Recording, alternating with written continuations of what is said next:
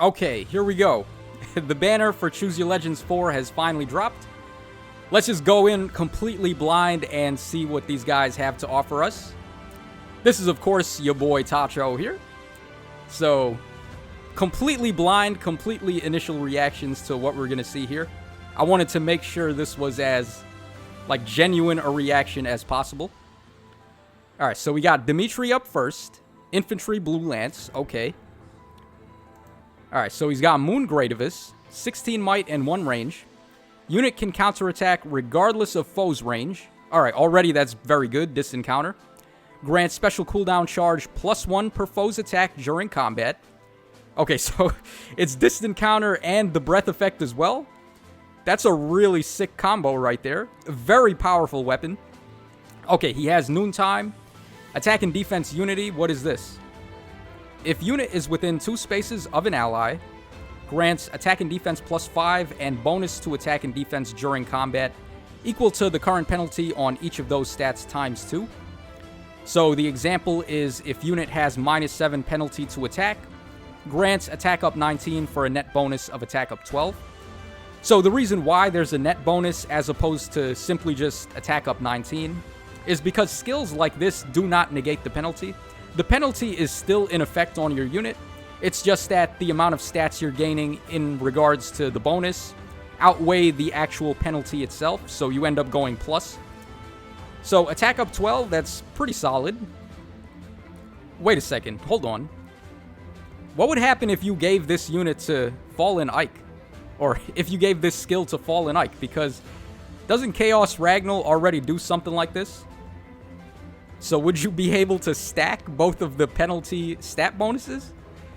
So let's say Fallen Ike has -7 attack or something. Would it end up being ×4 as the bonus because Chaos Ragnall and this passive skill?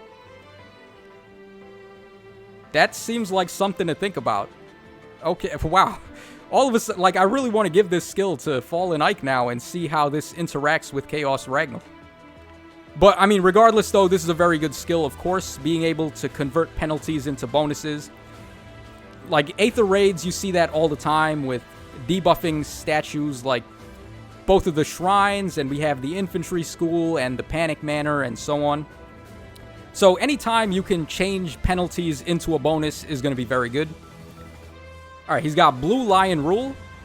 If unit's defense is better than foe's defense, reduces damage from attacks during combat and from AoE specials, excluding Rooker specials, by a percentage equal to the difference between stats ×4 for a max of 40%.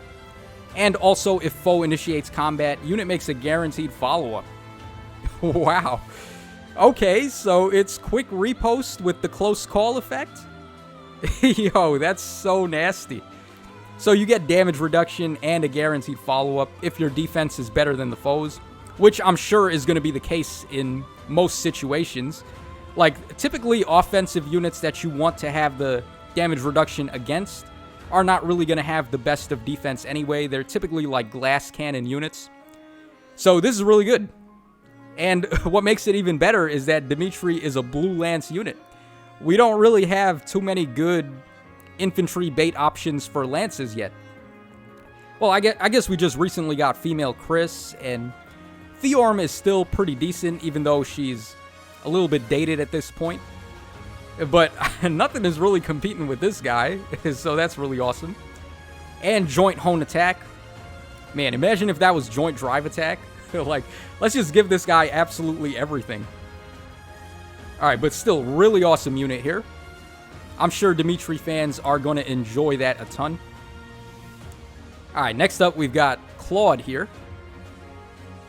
Alright, so Claude as a colorless bow flyer. Okay, Wind Parthia, 14 might and 2 range. Accelerate special trigger. Effective against flying. If unit initiates combat or if unit is within 2 spaces of an ally, grants all stats up 5 during combat. And if unit also deals damage to foe using a special, restores 50% of unit's maximum HP. It triggers even if 0 damage is dealt. What is this? You just heal 50% of your HP? So let's say his max HP is 40, then if he triggers a special, he just gets back 20 HP just like that. That's some monstrous sustain right there. Jesus Christ, dog.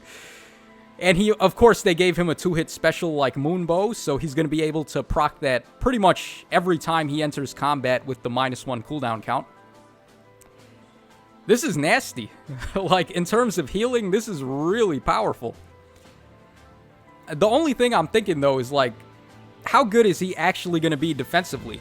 Because crazy amounts of sustain like this you typically would want for a bait unit. And, like, just from looking at what he's got, it seems like he's probably going to be more of a player phase unit. But I don't know. Let's actually wait and see his stats first and see what he's got going on. Okay, but the Moonbow and 50% heal combo, that's like having a 1-hit cooldown on Aether pretty much, if you want to quantify it that way. Because he's doing the 30% defense reduction and then healing 50%. That's pretty nasty.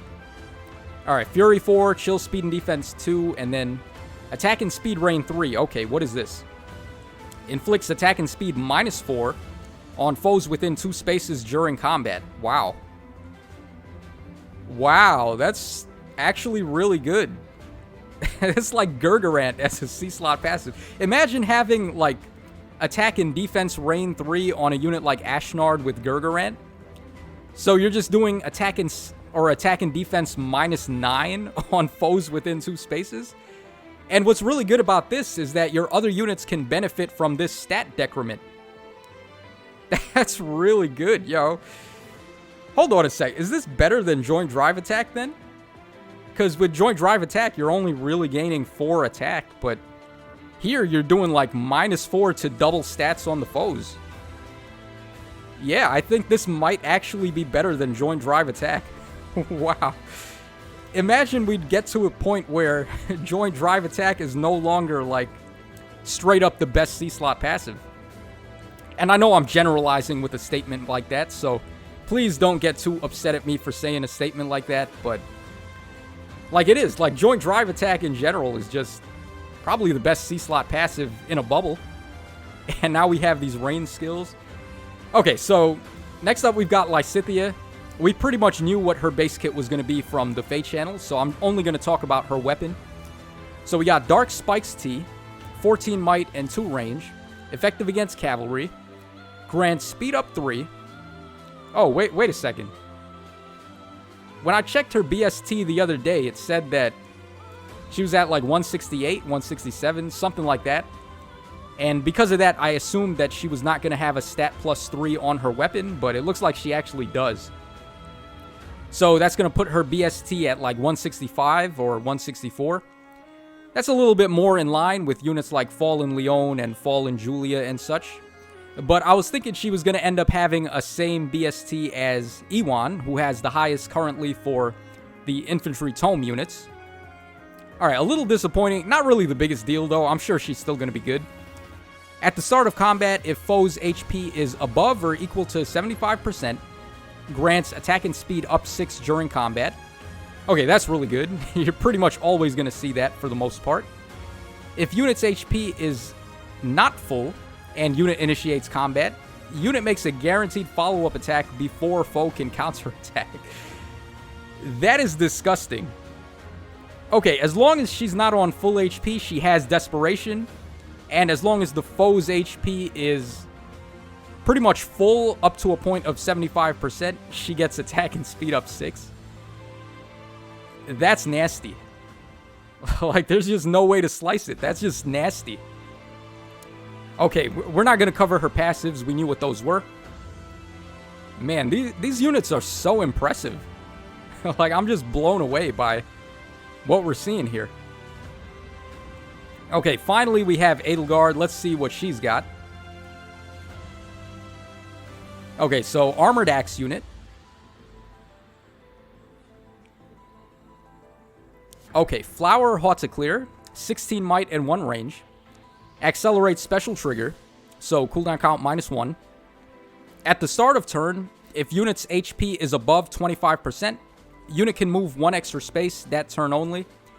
Okay, so she gets an Armor March or Armor Stride effect based on her remaining HP. That's really good. And grants the following status to unit for 1 turn. Unit can move to a space adjacent to an ally within 2 spaces. Wow. Wow. So she gets also, on top of being able to do Armored March or Armored Stride, she's gaining a guidance effect on herself. That's insane. Like, for armored units, that's, like, mobility is everything for them. That's really good. And also, at the start of combat, if unit's HP is above or equal to 25%, inflicts attack and defense -6 on the foe during combat. As if the movement shenanigans and the -1 cooldown wasn't enough, have -6 attack and defense. Okay. Really strong weapon there. Wow. Especially for an armored unit, that's nuts. Okay, Noontime, Distant Ward. Black Eagle Rule. If unit's HP is above or equal to 25%, unit makes a guaranteed follow-up attack. And also, if foe initiates combat, damage received by foe's follow-up attack is reduced by 80%. 80%. Did I read that right? 80% damage reduction. So we're talking some Irvine level nonsense right here. Okay, sure. On an armored unit, wow. Alright, for standard weapons, follow-up attack means the 2nd strike. For weapons that grant unit attacks twice, it means the 3rd and 4th strike. Okay, so with a regular weapon, it's not going to be the foe's 1st hit, but their 2nd attack. And for brave weapons, it's the 3rd and 4th attack. Oh, actually, hold on. You're not doing the damage reduction on their 1st attack. That's really, honestly, the place where you would want the damage reduction the most. Because let's say they hit you and then you end up getting the 1-shot on the counter. You're not going to see the damage reduction at all in that situation. Okay, very interesting. But to balance it, instead of doing like 40% damage reduction, they just went nuts and made it 80% on the 2nd attack and pretty much after that onwards. Still a really insane amount of damage reduction.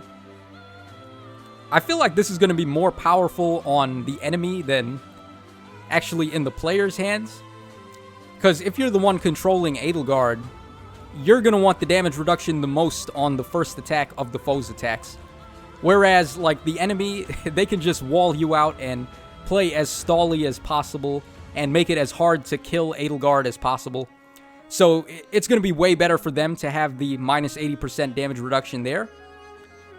But, like, in player's control, where you want Edelgard to just dominate and wreck everybody, it would be more preferable to have the damage reduction on the 1st attack. Alright, still a very powerful unique B slot. It's still giving her a guaranteed follow-up anyway. So, I mean, this is really good. And Joint Drive Res. Okay, very nice stuff. I mean, I'm just blown away. These units look insane. And I'm going to be honest, like, I was kind of thinking they would be insane based on the fact that they tried to hide what they did in the Fate channel the other day. They only really showed Lycipia, but, I mean, all 3 of these units, the house leaders just look nasty. So let me know in the comment section down below, guys. I want to know 2 things. First of all, I want to know which one of the new Brave heroes do you want to get the most? And which one do you actually think is the most powerful? Let me know that in the comment section down below.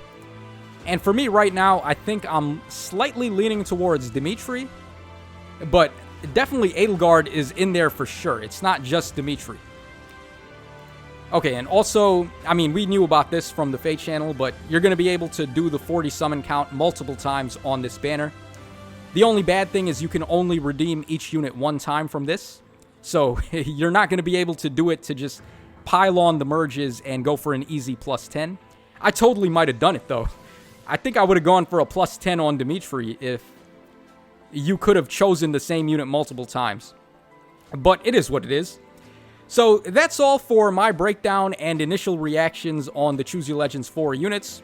Really amazing stuff, and it's like the best time in the world to be a Fae player at this moment. We're getting the Ivy Mango, we're getting these crazy new units, and it's just really fun for the game. So that's all for today. This is your boy Tacho signing out. Thanks for watching the video, guys, and supporting the channel. And as always, I will catch you guys again on the flip side.